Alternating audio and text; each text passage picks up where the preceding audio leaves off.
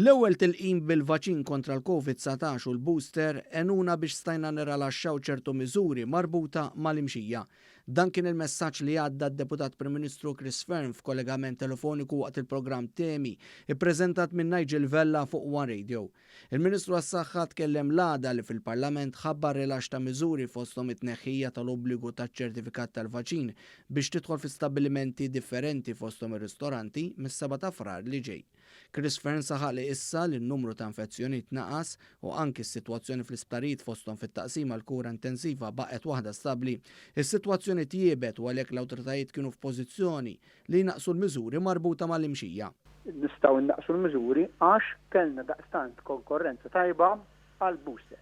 Il-booster u l-vaċċin qiegħed mhux biss isalva l-ħajjiet, imissa qed titina l-possibilità li dawk il-miżuri li kellna nagħmlu meta bħad-dinja kollha ġiet l-Omikron f'Malta u kienaw mowġa ta' Omikron.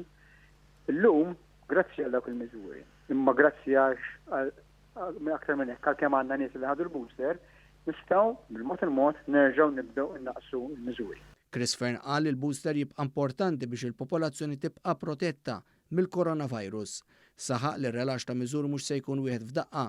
Qal li l-biża li s-sistema tas-saħħa tikkollassa tmajna għax għandna rata qawwija ta' tilqim. Chris Fearn spjega l-konsegwenzi li tkun infettat bil-COVID-19 u ma tkunx imlaqqam huma kbar. Konsegwenzi li taqbdik il-COVID jekk ma jkollokx il-vaċċina għadhom kbar. Għandna llum għandna nies l-ITU illi qegħdin l-ITU minħabba l-COVID u għax ma kindomx il-protezzjoni tal-vaċċin. Ftit huma nies Malta li għadhom ma ħaduhx it-tilqima, għalmenu l-ewwel waħda, imma minn daw il-ftit għandna illum u kellna anke f'daw il-ġimgħat persuni fl-ITU minħabba l-COVID għax ma ħadux it-tilqima, anke ta' età relattivament żgħira.